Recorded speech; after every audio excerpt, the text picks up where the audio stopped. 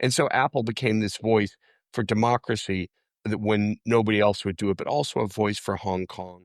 In last week's episode of The Divide, Mr. Mark Clifford, author of the book The Troublemaker, How Jimmy Lai Became a Billionaire, Hong Kong's Greatest Dissident, and China's Most Feared Critic, talked about the importance of the pro-democracy paper, Apple Daily, how it embodied Hong Kong's spirit, and transformed Hong Kong's media landscape with its first print in 1995. My name is Iris Xu. Today, we are continuing our conversation with Mr. Mark Clifford, starting with what it meant for Hong Kongers to lose their favorite newspaper and to see its founder behind bars. Well, take one example. He's got a national security law trial going on now. It's been going on for 15 months or so, since December 2023, relating to charges that he was first arrested for nearly 5 years ago in August 2020. It's hard to find news about that in the Hong Kong press. Apple helped inject a sense of competition in the newspapers. I remember when I was at the South China Morning Post, we were always chasing after Apple Daily because they were breaking story after story after story that the Post wasn't. But as you say, it was soul crushing because so much isn't there anymore. There's so much that, of that aggressive reporting, of calling out official misdeeds, of really doing great court reporting, of, covering every aspect. It was almost like Apple, along with other media, covered everything in this amazing, remarkable, vibrant city of 7.5 million people.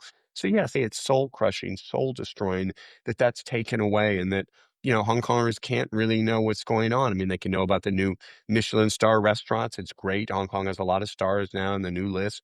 But, what do they know about really what's going on in court? What do they know about misdeeds that are going on in various government departments? And the fact that senior government officials and the communist-controlled newspapers like Da Gong Bao and Wen Wei Bao are attacking people who write even moderate criticisms just reflects how far Hong Kong has declined as a city, as a once free city that's been crushed.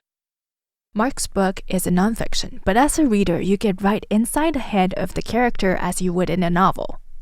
I asked Mark what are some of the challenges writing the book, and was he always confident that he'd be able to tell Jimmy Lai's story right? Yes, I was always confident I could tell Jimmy's story right. I've met him hundreds of times over the last 3 decades, and he is a very, very open guy. He's given many media interviews. I was lucky enough to have outtakes from a documentary that was made on him that Father Robert Sirico and the folks at Acton Institute shared. And of course, he wrote a column for Next Magazine every week for 30 years, so more than 1,500 columns. And I, as I said, I knew him. So I had a good sense. He wasn't some abstract figure that I had, never met, had just, seen from a distance. However, the challenge, of course, was that I haven't been able to communicate with him since we exchanged a couple of letters when he was first put in prison. But then when I started engaging in human rights advocacy on behalf of Jimmy and the nearly 1,000 political prisoners in Hong Kong, I stopped writing him because he's charged with collusion with foreign forces, and the way that the draconian national security law is drawn, just being in contact with me could get him in more trouble. So, I'd love to go. I don't even know if nobody seems to know if he even knows about the book, has let alone would be able to sit down with me and have the chance to try to correct things. It was really challenging not to have the chance to go down and sit down with Jimmy and say, okay, what was it really like, with your mother in the 1950s? I mean, there are lots and lots of little details about the early years, and especially his years in Hong Kong before 1989. Even his closest friends find it a bit of a black box. I was fortunate enough to have good cooperation from people who've known him a long time, especially in the textile and garment industry. And it's interesting, even back in the mid 1970s, when he's not even 30 years old, he was already seen by the buyers from the States and designers and people in the clothing industry. He stood apart from everybody else. He was a super hard worker. He'd stay up all night to produce a sample, but he's also just quick, had a great visual sense, knew what was going to sell. He had some kind of magic touch. People could see it even back then.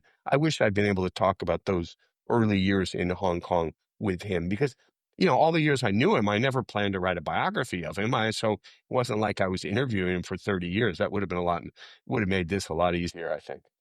Speaking of the court and the charges against Jimmy Lai, the prosecutors on more than one occasion cited Mark's name and even pictures that he took with Jimmy Lai as part of the evidence of conspiring to collude with foreign forces. Well, my first reaction was the same as my one now. This is utter and total nonsense. It makes a mockery of the Hong Kong legal system that Jimmy spent one night in jail, let alone more than 1,500 nights in jail. And I've listened to the more than, or I've read the more than 140 days of testimony of the trial summaries, and I'm more convinced than ever that there's nothing there. All Jimmy is guilty of is practicing journalism and believing in freedom.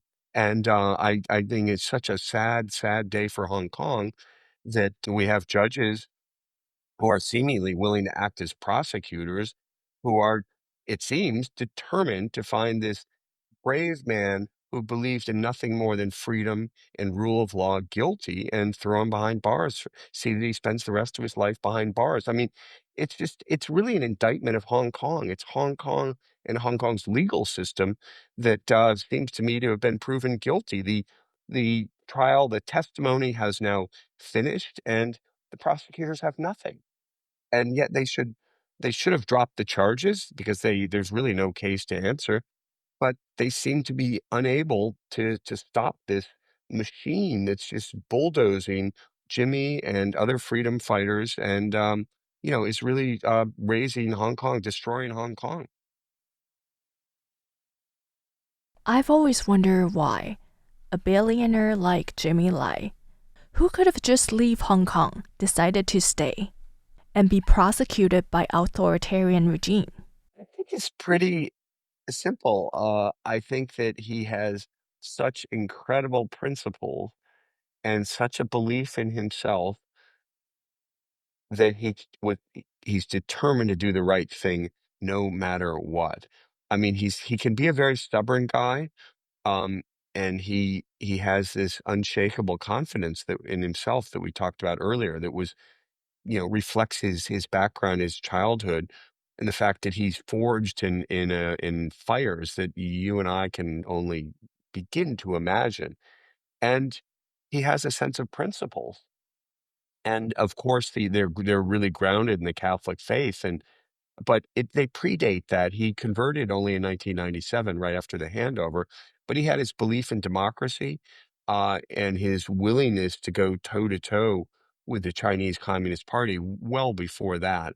I think that in the 75 years of Chinese communist rule, the party has never run up against somebody quite like Jimmy Lai. He's got three very special qualities, I think, that any one of which would make the Communist Party nervous and probably force their lead them to try to crush him. The first is he's got money. I mean, he's a really successful businessman in a business city, and he was. It's one of the things I learned in writing this biography. I thought he was kind of one of 10,000 entrepreneurs. I didn't realize he is up there with the best of them. This guy crackles with ideas. He lives for business. I mean, he's always looking for how to start something new, how to create something new, how to create wealth, jobs, new ideas, new experiences. So, yeah, the business aspect, is always something the Chinese Communist Party struggles with because, whether it's Jack Ma at Alibaba or Jimmy Lai at Apple Daily, they don't like business people who could have power that would rival theirs. So, and money gives him that power, lets him hire the best lawyers. It's because of his background, he's got a broad network of international friends and supporters.